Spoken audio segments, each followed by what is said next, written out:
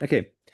So hi everyone. Welcome to another week, another plan talk. This week we have Thomas Chen, a PhD student from Stanford, talking about non-asymptotic length generalization.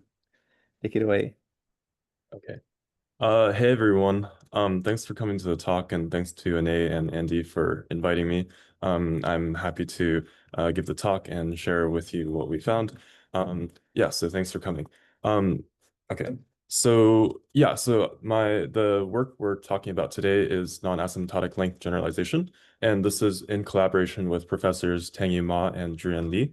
So let's get started. So this is a theoretical paper, and the goal is to provide some theoretical understanding to an empirical phenomenon, which is on many people's minds, and that phenomenon is called length generalization.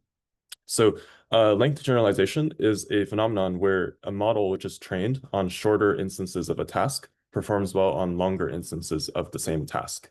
So imagine you train a model to add 10-digit by 10-digit numbers, and you find that it also performs well when provided with 20-digit by 20-digit numbers. So this is a phenomenon of interest because it allows the model to sort of go beyond the training data. And this is like useful in like regimes where, let's say, like long data or complex data is scarce in some way. So the way that length generalization is studied in a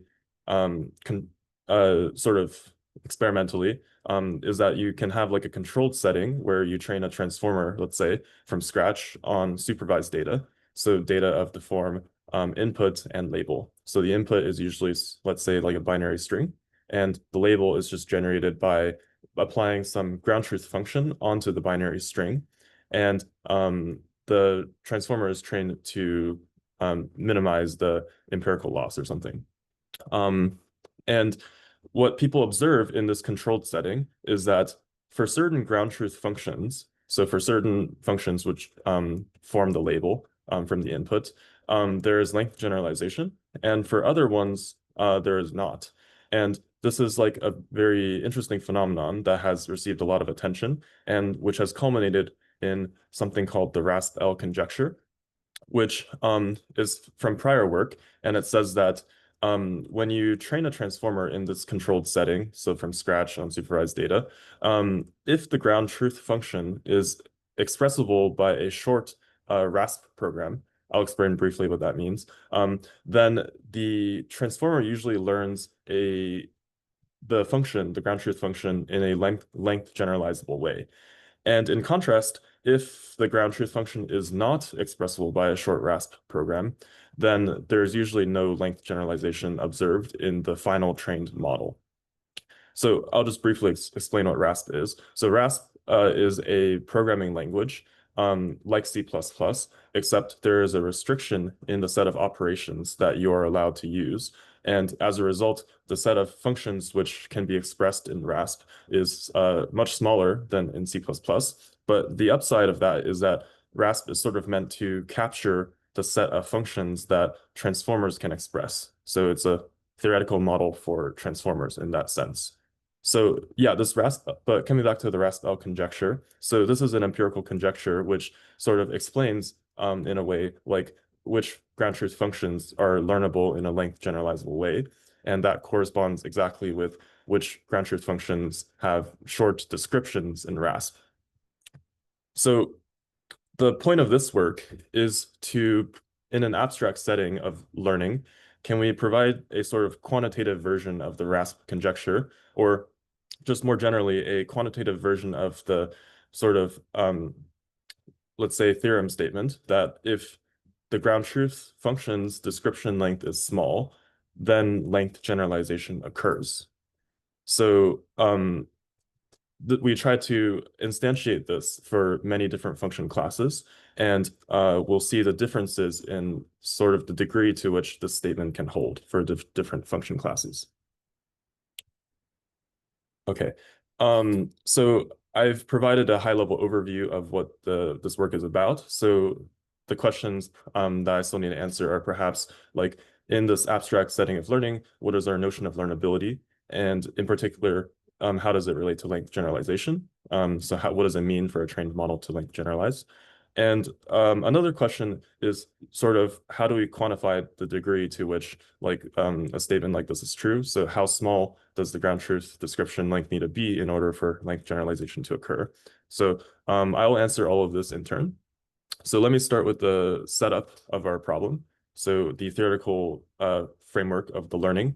And so first, we have a hypothesis class F, which is a subset of computable functions. Let's say F is a set of regular languages. And this is the class of functions that we're trying to learn. And out of this class of functions, we pick some ground truth F star. And for the purposes of this talk, let's just say F star is takes in a Boolean input. So it takes in a Boolean string of arbitrary length, and it returns 0 or 1. And that will be like the label of the input string. So an example is like the parity function. You take in a string and return whether there's like an odd number of ones or not. Okay, and then there's like some technical details in our setup. In that like there's an encoding system R, which is a mapping from a description of a function to the function itself. So for example, you can have a description of a regular language in a DFA, being like, let's say, the transition table of the DFA, the start state, and the set of accepting states. And that can all be written as a string. And you have a mapping R, which takes that string to the function itself.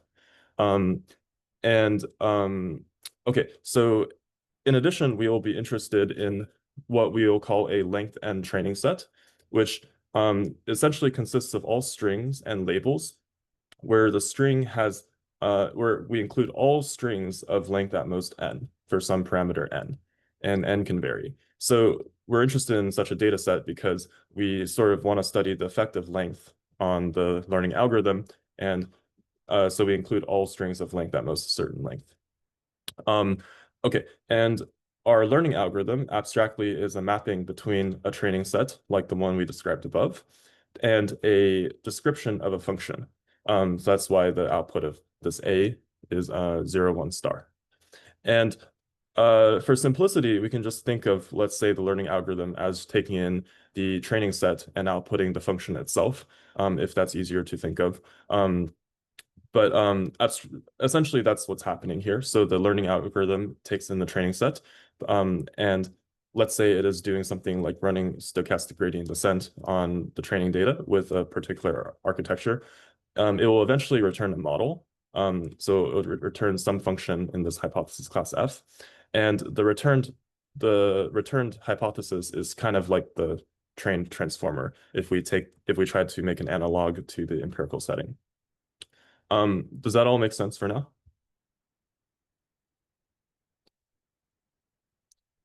Okay. Also, everyone can hear me, right? Okay, great. Yeah, thank you. Okay, great. Okay, so we've defined our setup, and now we need to define our notion of learnability. So what does it mean to learn a function? So we're interested in this setting in a kind of exact learnability. So we say, first of all, off as a precursor, we say a learning algorithm A length generalizably learns a function f star at input length n. If the output of the learning algorithm on the length n training set is equivalent to the ground truth function. So in other words, given training data of where the inputs are length at most n, then the learning algorithm can exactly figure out what the ground truth function f star is. And the way that this relates to length generalization is that if the trained model can exactly recover the ground truth, so the model returned by the algorithm is exactly equal to the ground truth, then it will be correct on all input instances and therefore correct on arbitrary length inputs. So in this sense, it has exhibited length generalization. And the notion of learnability, which we'll start off with, requires essentially that like there is some minimum threshold after which if the learning algorithm is provided length n training set for n larger than the threshold, then it will consistently return the correct ground truth function. So that's what this notion adapted from Gold is saying. Like, so this notion of learnability is a property of the function class we're trying to learn. So f admits length generalization in the limit. If there is some learning algorithm such that for any ground truth function which labels the data, there is some threshold n of f star such that like if the algorithm is given the length n prime training data set for n prime bigger than the threshold, then it returns the ground truth function. And in this sense, you can guarantee length generalization to arbitrary length. And okay, so we've defined this notion of learnability, and it is a property of the function class. So then we can ask which function classes admit this property. And the question and the answer, according to Gold, is a very large class of functions. So even the class of primitive recursive functions admits this notion of length generalization. Essentially, if it can be like enumerated, if the functions in the function class can be enumerated, and you can evaluate each function, then you can admit length generalization in the limit. This result, which we write up here, is like a consequence of what was originally described by Gold. Okay, so we have a few comments about this and how to go beyond this. So first, although this theorem applies for a large class of functions, it is an asymptotic notion of learning in the sense that there's no guarantees on how large the sort of minimum threshold of length that needs to be seen by the learning algorithm needs to be for each ground truth function. And essentially, the only guarantee is that there exists some threshold and it is finite. So in particular, I mean that like this n of f star, which is like sort of the minimum length of the upper bound of the length of the training set. So this quantity has no quantitative guarantees on it other than that it is finite in this notion of learning. And we want to go beyond this by essentially seeking a finer grained or non-asymptotic result on essentially how big this n of f star is. And in this sense, we can sort of distinguish between different function classes in how hard it is to length generalize by quantifying essentially how large like this n of f star is. This is the definition again, just to recall. And in this way, we can have a more quantitative version of sort of like essentially how easy it is to identify like this class of functions. Okay, so how do we go beyond this and sort of get some quantitative results? So we need to first introduce a complexity measure, which lets us measure the complexity of the ground truth function. And the nature of the quantitative results we have will be that we want to quantify how large the sort of minimum length to which is sufficient to learn the function class is in terms of the complexity of the ground truth. So therefore, we need to have this complexity measure, which measures the complexity of the ground truth first.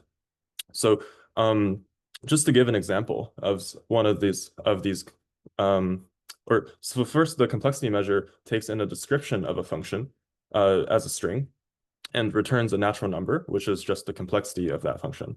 So just to give an example, let's say that we have a complexity measure which takes in a description of a DFA. So it includes like the transition table and the start state and the set of accepting states.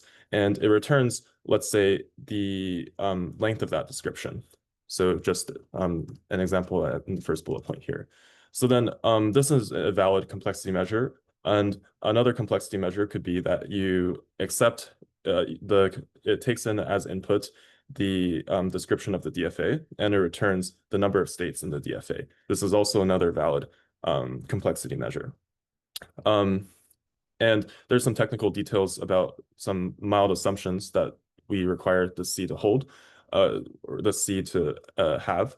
But that's essentially, we can just think of it for now as just some mapping between the description of the function and some natural number. And if you want, you can just imagine C of P to mainly always be just the length of the description. Okay, And now we're ready for our stronger notion of learnability, which is that which we call non-asymptotic length generalization. And so first, a function class admits non-asymptotic length generalization if there is some computable threshold n sub a superscript r, such that if you are given the ground truth function's complexity, so c of f star, and you plug it into the computable function n sub a, then this serves as a threshold for the length of inputs which is sufficient to length generalize. So you'll notice that this definition is very similar to the one asymptotic one above, and the main difference is that you have this computable function, which takes in the complexity of the ground truth function, c of f star, and returns essentially like what is the smallest length of the inputs in the training set, which can guarantee that your learning algorithm A returns the ground truth exactly. So let me give first a concrete example of a function class which satisfies this definition. So let's just consider the class of the class of regular languages, and our encoding system for that set of languages is with DFAs.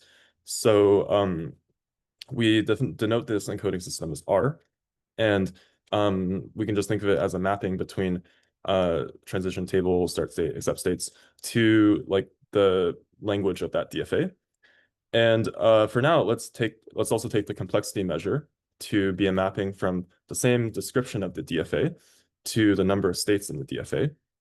And then with that setup, we have the following proposition, which is that the regular languages admit this non-asymptotic length generalization, and the computable function, which we can use to satisfy that definition, is going to be 2 times the complexity of the ground truth minus 2. So essentially what this says is that there is a learning algorithm where if the ground where and it learns DFAs, and if the ground truth DFA has C states, then the length that is sufficient for this learning algorithm to recover the ground truth is 2 times C minus 2. So if you give it length, the training set D, the length n training set where n is at least 2C minus 2, then it will always return the right DFA, assuming the ground truth DFA has C states. And if you give it a length n training set where n is less than 2C minus 2, then you don't have any guarantees. Okay, so this is just an example of our notion of non-asymptotic length generalization. And essentially, we are kind of interested in upper or in like this quantity n sub a for different function classes. And the rest of the work will be of the style where we'll explore some different function classes and quantify how large this n sub a is. So how fast does the length required to generalize grow with the complexity of the ground truth, in the same way that this proposition establishes that for DFAs. And one thing which is not specified yet is the learning algorithm which we analyze. And you can see this in like the sort of definition where we say that we just require there to exist some learning algorithm. So we ask which learning algorithm do we analyze? Well, it turns out you can actually just analyze a single learning algorithm, which is optimal in the quantity that we care about, in particular this n sub a. And this learning algorithm is what we call the minimum complexity interpolator. So this algorithm takes in a training set, which is labeled by some ground truth function f star. And the training set is of the form input and label, where the input is some binary string and label is 0 or 1, labeled according to f star. And the output is going to be some member of the hypothesis class. And it's going to be the member of the hypothesis class which has the smallest complexity, yet perfectly interpolates or perfectly labels each point of the training set.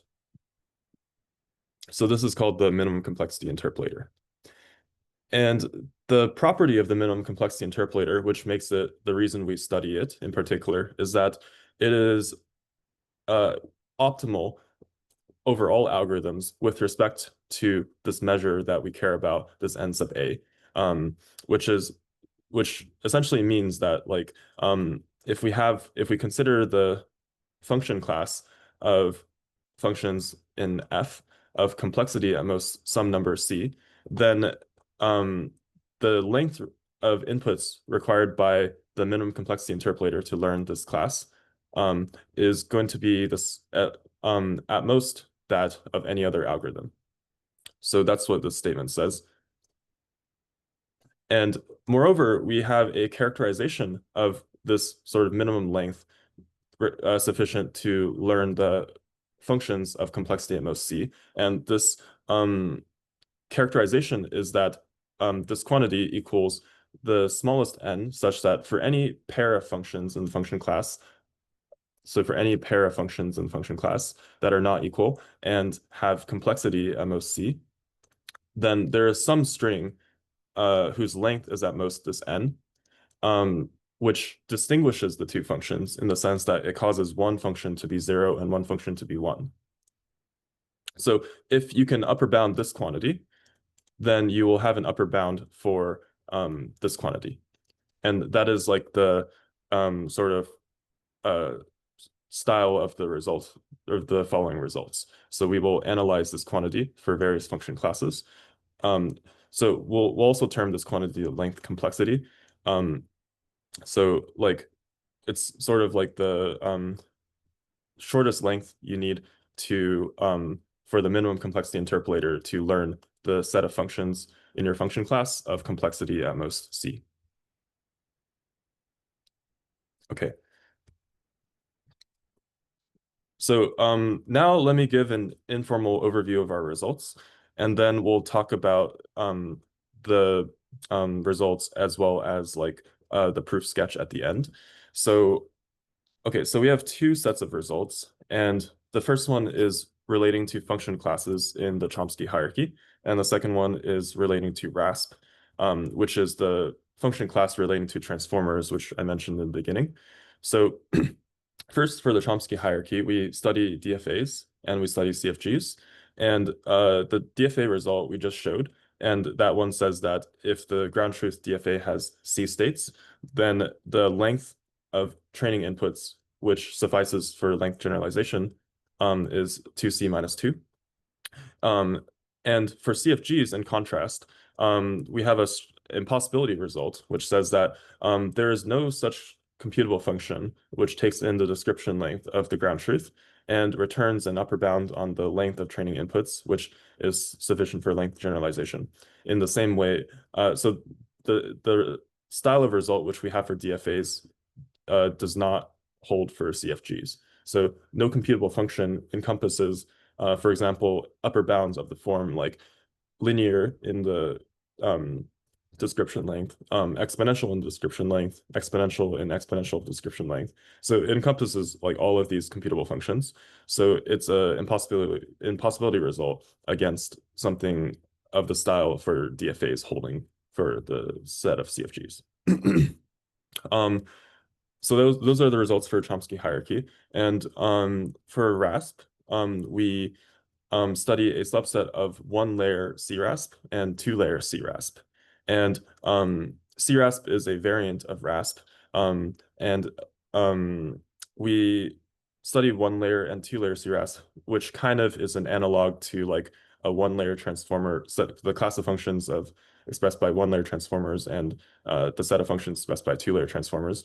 And what we find for these function classes is that the length of training inputs, which suffices for length generalization, is roughly exponential in the description length of the ground truth.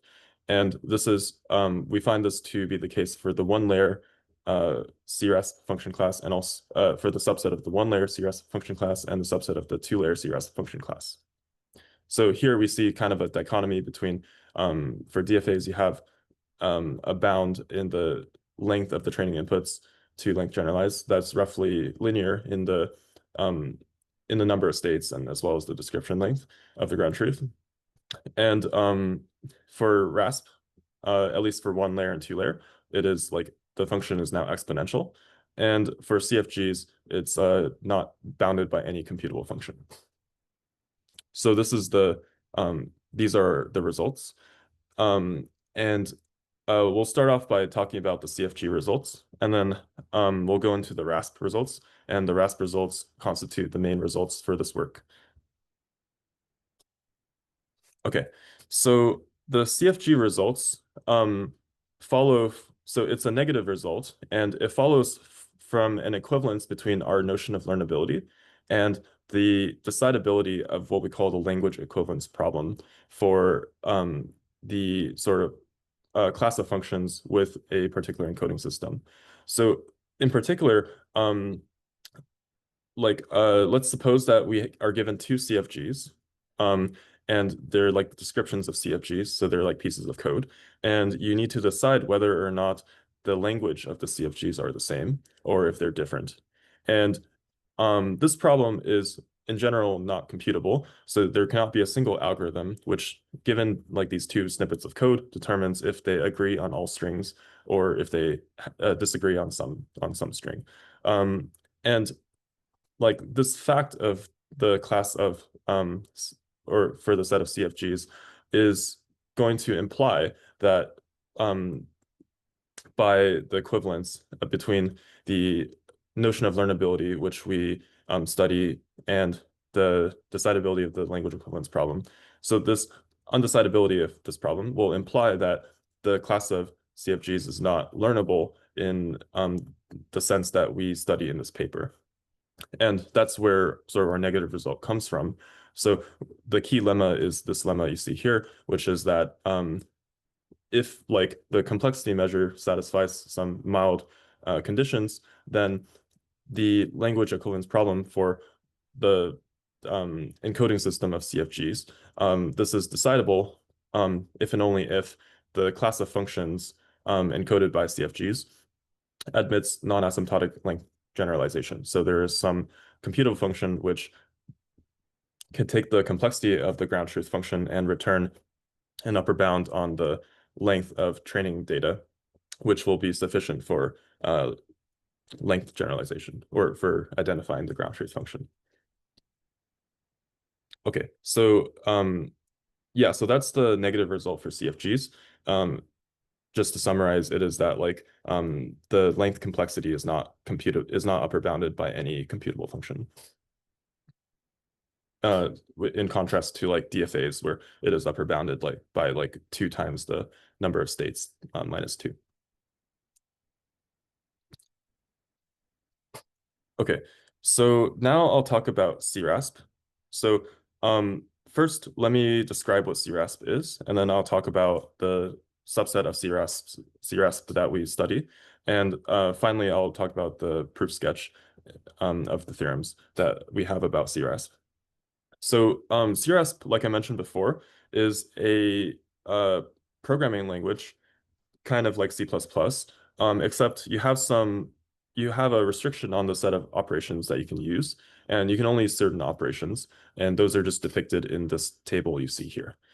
So the variables in a CRASP program, if you will, are all sequence valued. So like in the same way that a transformer takes in a sequence of tokens and computes intermediate variables that are also of sort of the dimension of the sequence, a CRASP program will take in let's say, binary string, and it will compute intermediate variables, which are of the same type or of the same length as that initial input binary string. And that's what I mean when I say that all of these intermediate variables are sequence valued. So you can apply various operations to the intermediate variables and combine them in different ways. So for example, given 2 variables, you can take the like element-wise AND of them. So imagine you have like you have 2 strings of length n, which represent like 2 intermediate variables in your CRASP program. And you can take the AND of each sort of index of the 2 sequences and that will give you like another sequence of length n, which will be like your third or another variable in the CREST program. So that would be one example of an implementation of this operation. And there's other operations you can do. And most of these operations, or so there's like two types of operations, like one set of operation that like works sort of element wise, and another type of operation which can look over the entire sequence, and that operation which we call the partial sum, and I'll describe that briefly here. So like this operation, let's say you're given a 4-bit string as input. This operation just computes the prefix sums of every prefix of the string. So for example, like this PSX2 is going to be the sum of the first two elements, and this PSX4 is going to be the sum of the first four elements. And this operation is kind of akin to uniform attention. So attention is a operation in transformers, and if you set all of the weights of the that you're attending to be like the same, then it's kind of similar to the partial sum operator in that you're like giving equal weight to everything you're attending to. So it's like kind of analogous to the partial sum operator. Okay, so then we'll briefly say like that CRASP closely captures the set of functions that transformers can express, and there's like more recent results sort of quantifying this even to a level of like, or even on the granularity of like depth K CRASP programs being equivalent to depth K fixed precision transformers by Andy. And so that's like why we study CRASP. And in particular, we study a subset of depth 1 CRASP and depth 2 CRASP. And these are our function classes, and our complexity measures for these function classes will depend on two parameters of these CRASP programs. First one is the precision of the parameters of the CRASP program. And the second one is in the case of depth 2 CRASP, the number of heads of the first layer of the CRASP program, which you can think of also as like sort of the number of intermediate variables in the first layer of the CRASP program.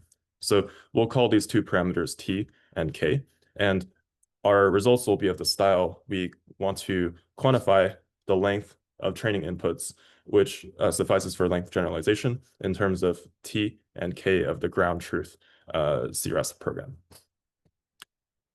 Okay, so I've described CRASP in general. Now I will describe the specific subsets of CRASP that we study in this work. So we study a subset of 1-layer CRASP and 2-layer, and this is the description for the 1-layer program, or the 1-layer CRASP function class. And yeah, so the way that this is defined is that first we fix some parameter T, and this is the precision parameter that we mentioned before. And we have some parameters A, B, and D, which are integers in the range -t to t. So t governs the maximum magnitude of these integers, and therefore it governs the complexity of the final program.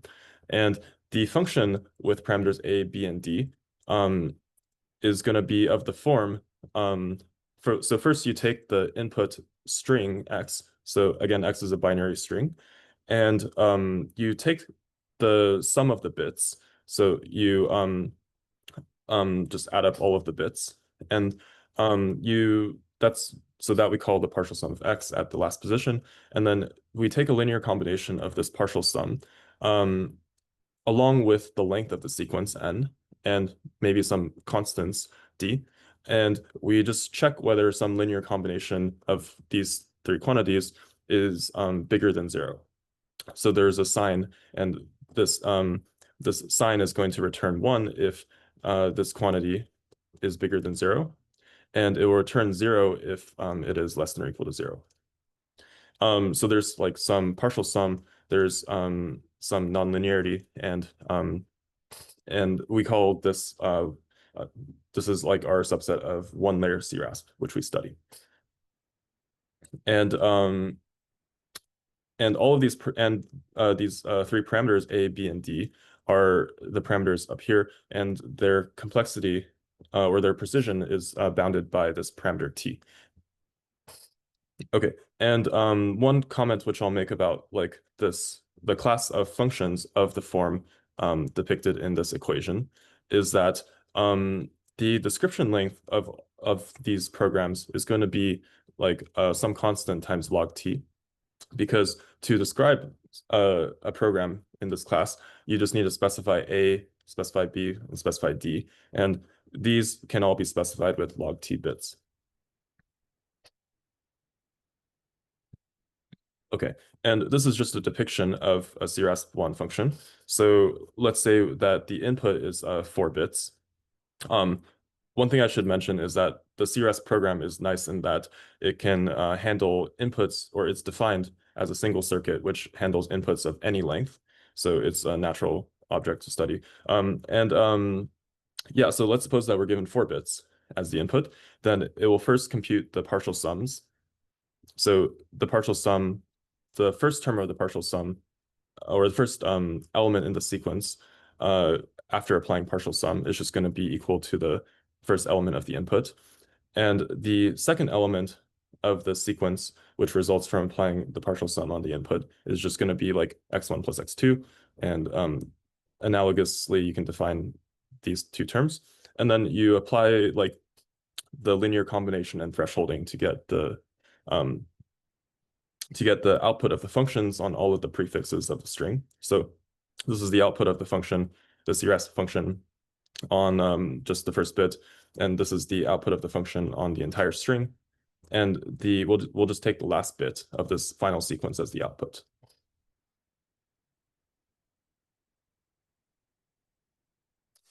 Okay, so I've described CRASP1. So now I'll describe CRASP2. So it is the first, so CRASP2 has 2 layers, and each layer is kind of characterized by like one partial sum operator. So like in the same way that in a transformer, like the layers are kind of partitioned based on like whether like where the attention operations are. So in the 2-layer CRASP program, we have 2 partial sum operations, one after the other. And the first layer of the CRASP2 program looks very similar to a CRASP1 program, which we just defined. And in particular, the first layer has k intermediate variables, or k heads, if you will, and they're superscript, or they're kind of indexed by this superscript I. So I goes from 1 to big K. And each intermediate variable of the first layer of the 2-layer CRASP program is going to be defined where you take the partial sum of the input, and then you like have some linear combination with sort of the length of the prefix that you're inputting into the first layer. So the linear combinations are kind of like this is multiplying this term and this is multiplying this term. And then you take a sign operation on top of the linear combination. And in that sense, it is kind of analogous to the 1-layer CRASP program, which we just talked about. And I guess one difference is that in the first layer of the 2-layer CRASP program, we have k of these heads, or k of these intermediate variables, and each of them can have different parameters. So imagine you have A1 to AK and B1 to BK, and then that defines, or that gives the parameters for k of these heads, which constitute the first layer of a CRASP2 program. And and I guess I'll explain also this index J. So like as we mentioned in this figure above, you can define the output of a CRASP1 program on all of the prefixes of the input string. So the output of the CRASP1 program is the result of applying the function on all of the bits of the input. But you can also define like the sort of function, the CRASP1 function, on the prefix consisting of the first 3 bits, or the output of the CRASP1 program on the input consisting of the first 2 bits. And this is what J is indexing over, essentially. So So hi of j is the value of the ith head for the jth prefix, where the jth prefix is just like the input string, like x, which is just like the first j bits of the input string. So we compute this for all of the prefixes and all of the heads. And the second layer will take another partial sum of the heads, and at like and we take a linear combination of the prefix sum at like the sort of length evaluated at the length of the entire string, and we take a linear combination of the prefix sums of the k heads, and we compare it against some um, constant times the length, and we take a sign, and that gives you the output. Okay, and a comment is that the description length of programs of this form is going to be now k times log t. Okay, and this is a depiction of a CRASP2 program. So like kind of the blue boxes are, there's like one box for each head. So your first layer, you like take the partial sum of the inputs, and then you compute the values of the k heads. And then you have another partial sum operation. And after doing some linear combination and thresholding, then you get the output. Okay. So now I'll just talk about the theorems, and if we have time, I'll briefly go over the proof sketch. So the theorems are as follows. So for CRASP1, the complexity parameter here is t, which is like the maximum magnitude of the integer parameters of the program. You can think of it as t being like the precision of the parameters. So if the ground truth function has precision t, if the ground truth function's parameters have precision t, then the minimum complexity interpolator can length generalize if the length of training data that is given to it is O of t squared. So in other words, if it's given the length n training data set for n being O of t squared. So it's given the inputs and labels for all strings of length O of t squared. Then it can exactly identify the ground truth function. And the result for two-layer length generalization, or CRASP2, is as follows. So we have two complexity parameters, t being the precision, and k being essentially the number of intermediate variables, or the number of heads, if you will. And if the ground truth has these complexity parameters, then the length of training inputs, which suffices for length generalization, that is going to be roughly t to the O of k. And some comments which I'll make about these bounds is that actually so if we just look at the first one for CRASP1, so we have t squared. Recall that the description length of the CRASP1 program is a constant times log t. And so this O of t squared is roughly exponential in like O of log t. So it's roughly, so in other words, the length of training inputs to generalize is roughly exponential in the complexity of the ground truth. So this is kind of going back to that informal statement which we made before, that like for CRASP1, the sort of function which maps the complexity of the ground truth to the training length sufficient to generalize is exponential. And the same story is true for CRASP2. So the description length is roughly k log t, and the length of training inputs, which we mentioned, which is sufficient for length generalization, that is like something like t to the k. So then this is roughly exponential in k log t. Okay, so I guess we have, let's say, 5 more minutes. So I'll just briefly go over some of the proof sketch, and I think we can save the rest of the time for questions, perhaps. So yeah, just let me know, Ane and Andy, when to stop. Okay, so let's start with CRASP1. Okay, so this is the theorem statement, just to recap. So we want to prove that length t squared inputs in the training set is sufficient for the minimum complexity interpolator to learn the set of CRS1 programs of precision at most t. Okay. So the first step which we use is like this characterization, which we discussed before, of the length complexity. So essentially, the quantity that we're interested in upper bounding is equal to the following.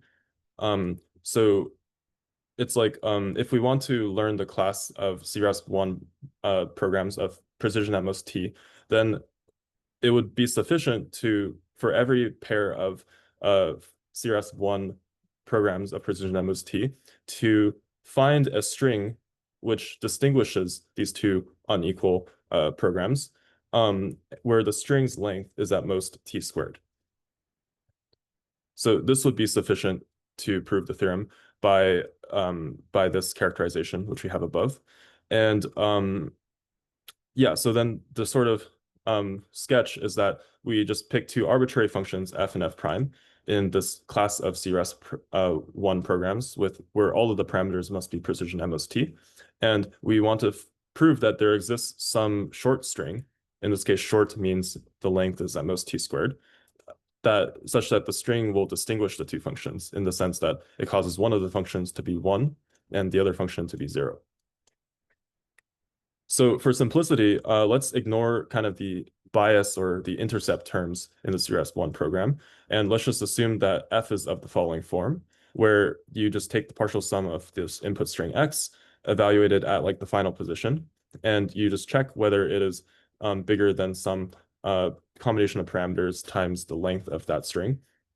And let's assume f prime is of this analogous form, but with differing parameters, b prime and a prime. And we need to assume that the functions are different, so we can say that like these two fractions must be unequal. And now we need to find a string which distinguishes these two functions. Okay, so oh yeah, and also for notation, let's say S1 is like the larger of these two fractions and S2 is like the smaller of these two fractions. Okay, so how do we find a string which distinguishes f and f prime? So first, like, let me kind of explain this picture here. So this is like a depiction of so there's two axes, and the first axis is kind of like depicting the dimension of like the length of the string. And the vertical axis is depicting essentially the sum of the bits of the string.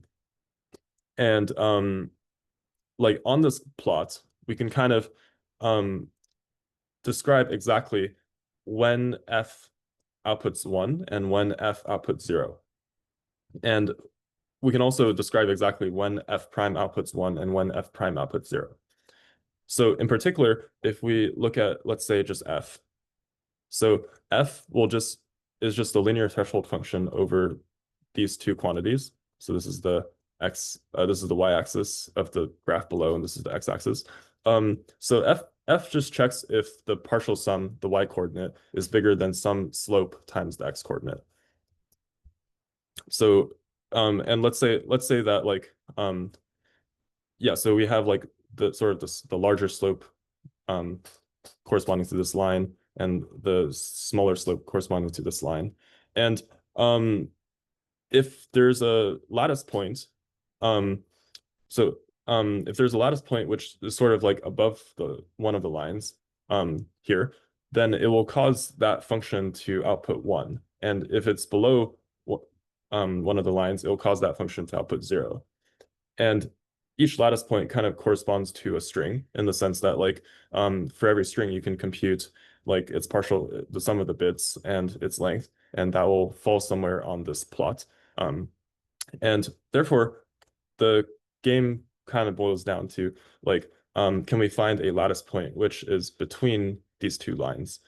Because one of the lines, let's say one of the lines corresponds to one of the functions. Let's say this top one corresponds to f, and this the other line corresponds to the other function. Let's say this corresponds to f prime. And the observation then is that either these two lines are equal, in which case f and f prime are equal, or the gap between them is sufficiently large at horizontal coordinate t squared. And if the and this is because of the constraint on the precision of the parameters of f and f prime.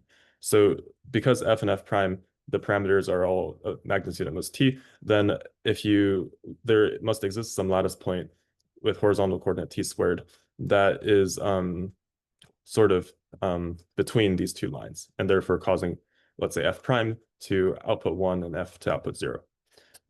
So that's the idea of the proof for one layer CRASP. Okay. Let's see.